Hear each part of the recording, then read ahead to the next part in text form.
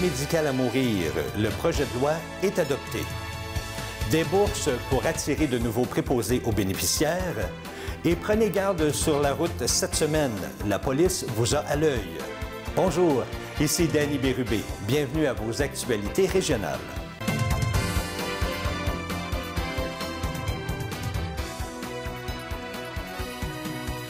Bonjour à vous. J'espère que vous passez une agréable semaine du 12 juin 2023. Une majorité de députés de l'Assemblée nationale ont voté en faveur du projet de loi 11 pour élargir l'aide médicale à mourir aux personnes aux prises avec un handicap. Elle permet aussi aux personnes souffrant de maladies graves et incurables, comme l'Alzheimer, de faire une demande anticipée pour recevoir ce soin ultime. Toutefois, il pourrait s'écouler jusqu'à 2 ans pour que les demandes anticipées puissent être faites. Les personnes avec un diagnostic d'Alzheimer devront donc s'armer de patience. La ministre des Aînés, Sonia Bélanger, a expliqué qu'il fallait du temps pour harmoniser la nouvelle mouture de l'AMM, l'aide médicale à mourir, avec les autres lois et le code criminel. Les infirmières praticiennes spécialisées pourront aussi administrer l'aide médicale à mourir. Également, la loi va modifier la loi initiale sur l'AMM pour permettre à une personne de recevoir les soins de fin de vie dans le lieu où elle le voudra. Mais cette pratique sera toutefois encadrée. Le projet de loi stipule maintenant que nul ne peut faire la promotion ou la publicité d'un bien ou d'un service fourni dans le cadre d'une activité commerciale en l'associant directement ou indirectement à l'aide médicale à mourir. L'équipe des enquêtes et de la coordination sur le crime organisé de Drummondville ont procédé le 7 juin à 5 perquisitions en matière de production et de trafic de stupéfiants qui ont eu lieu à Saint-Zénon et à Saint-Émilie-de-l'Énergie. Les lieux visés étaient un entrepôt et 2 résidences, dont une qui servait de lieu de production de méthamphétamine et d'encapsulage. 2 véhicules ont aussi fait l'objet de perquisitions. L'opération a mobilisé une vingtaine de policiers. L'enquête visait un réseau de trafic de méthamphétamine possiblement lié au crime organisé. Le CI3S de Lanaudière met tout en œuvre pour répondre au manque de personnel dans le soin de santé. Afin d'accroître l'attractivité et la rétention de nouveaux préposés aux bénéficiaires et aussi auxiliaires aux services de santé et sociaux, le CI3S est heureux d'annoncer qu'il offrira 350 bourses de 12 000 $. Cette annonce est possible en raison de la reconduction et de la bonification des programmes de bourses pour l'année 2023-2024 offerts par le ministère de la Santé et des Services sociaux. Ces programmes mènent à l'obtention d'un diplôme d'études professionnelles, un DEP, en assistance à la personne en établissement et à domicile, ou à l'obtention d'une attestation d'études professionnelles, un AEP, en soutien aux soins d'assistance en établissement de soins de longue durée. Ces bourses seront attribuées aux étudiants, sous certaines conditions, bien sûr, afin de les soutenir financièrement pendant leurs études. Au terme de leur formation, ils deviendront des employés de l'organisation avec une possibilité de poste permanent. Les candidats intéressés à s'inscrire à l'une des formations doivent consulter le site Internet des centres de formation professionnelle, dont notamment le Centre multiservice des Samars. Vous avez jusqu'au 30 juin pour vous inscrire. Le vol de véhicules automobiles dans plusieurs provinces a augmenté l'an dernier, a indiqué le groupe de l'industrie de l'assurance Équité Association. L'association a pour but non lucratif, qui se concentre sur la prévention de la fraude et de la criminalité à l'assurance, a souligné dans un rapport que l'industrie canadienne de l'assurance avait perdu en 2022 et pour la première fois plus d'1 milliard de dollars en véhicules volés. Le vol de véhicules a augmenté de 50 % au Québec d'une année à l'autre. Selon la présidente directrice générale d'Équité Association, Mme Terry O'Brien, le vol de véhicules est devenu une crise nationale. Les véhicules sont volés au Canada par des organisations criminelles nationales et internationales et que le produit de ces vols sert à financer le trafic de drogue, le trafic d'armes, le trafic de personnes à l'échelle nationale ainsi que le terrorisme à l'échelle internationale. Selon Mme O'Brien, ces crimes affectent nos communautés et placent le Canada sur la scène mondiale en tant que pays source de commerce illégal. La plupart des véhicules volés au Québec et en Ontario sont plus récents, car les réseaux du crime organisé se concentrent sur les véhicules neufs et de luxe pour tirer un maximum de profit lors de leur revente à l'étranger. Selon le vice-président des services d'enquête d'Équité Association, M. Brian Gast, les techniques employées par les voleurs de véhicules évoluent constamment et deviennent de plus en plus sophistiquées. Alors, l'association recommande ainsi une approche par couche. Mais qu'est-ce qu'une approche par couche? Eh bien, la première couche est composée des bases, comme garder les portières du véhicule verrouillées, ne jamais laisser les clés dans le contact et surtout garer le véhicule dans un endroit bien éclairé.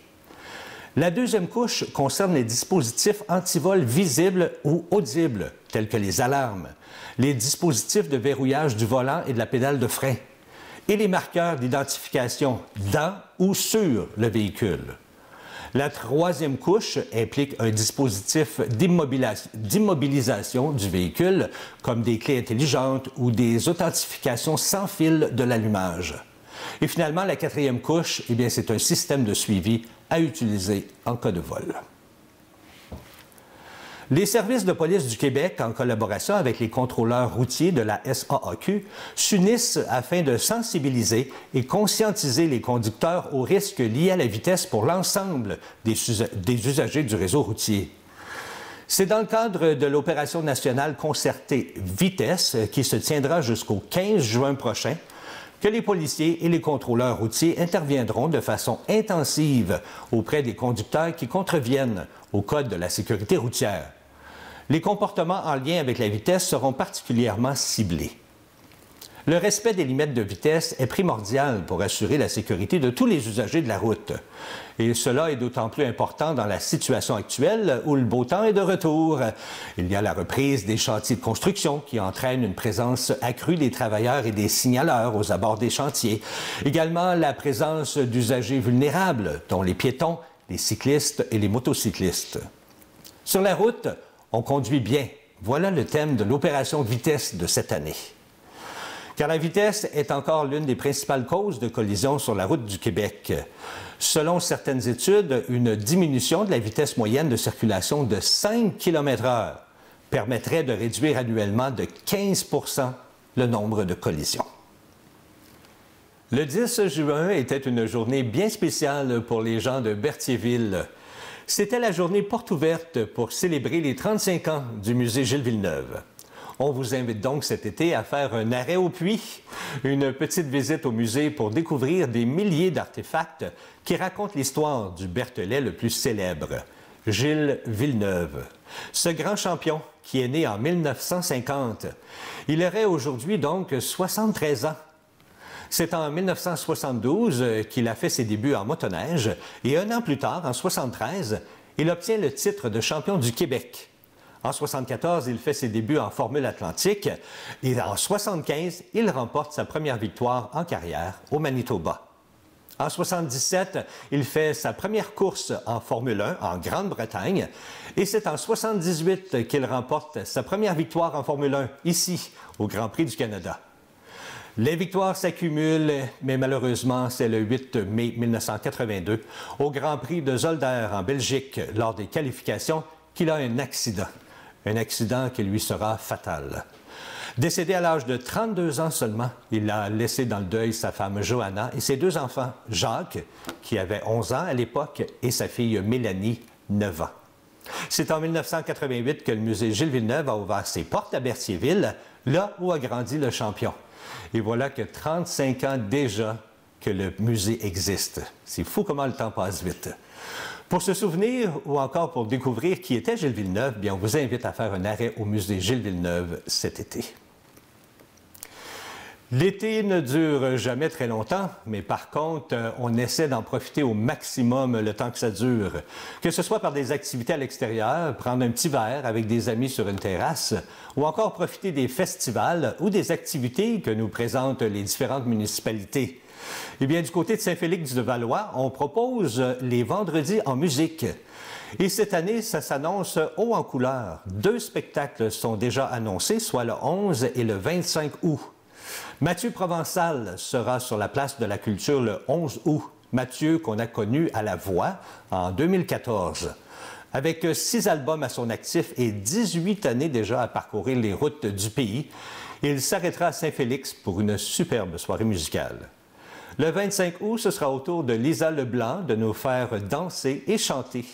Elle viendra nous présenter son nouvel album Chiac Disco, un album lumineux, drôle et pétillant. Une autre belle soirée pour vous divertir. La ville de l'Assomption, quant à elle, effectuera un retour dans le temps les 15 et 16 juillet grâce à l'événement des Médiévales de Lanaudière, un festival célébrant l'histoire, le terroir et l'imaginaire. Le tout se tiendra à la Seigneurie des Patriotes, qui est située au 573 Montée Sainte-Marie à l'Assomption.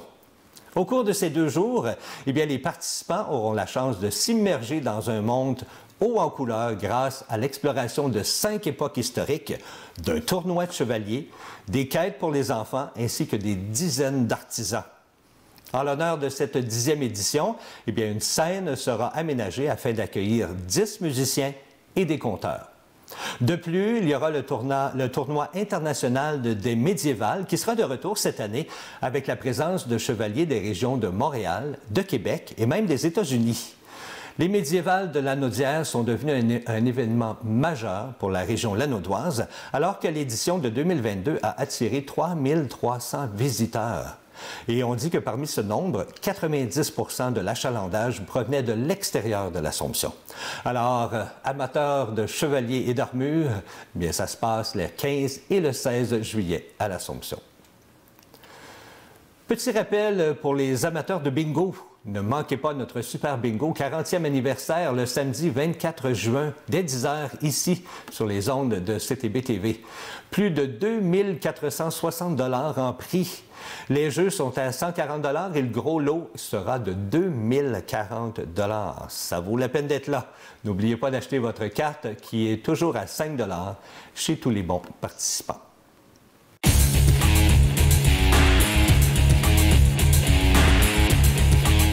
Les Minotaures de l'Association régionale de Kinball de Lanaudière ont remporté l'or au cours du 9e Open canadien qui a eu lieu les 27 et 28 mai dernier à Niagara, en Ontario.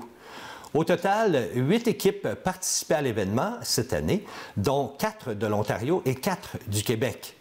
L'équipe mixte de Lanaudière était composée de 10 joueurs âgés de 10 à 13 ans. Le samedi, chaque équipe jouait 6 parties pour le classement préliminaire et les Minotaures ont terminé la journée 2e au classement. Puis ils ont accédé à la finale et ont remporté celle-ci, leur permettant ainsi de repartir avec l'or. Bravo! Voilà, c'est ce qui complète vos actualités régionales. Si vous avez été témoin d'une nouvelle, faites-nous le savoir en nous écrivant ici à CTB-TV. Cette semaine, ne manquez pas l'émission Au cœur de l'artiste avec M. Gilles Comeau. C'était Danny Bérubé pour vos actualités régionales. Bonne journée.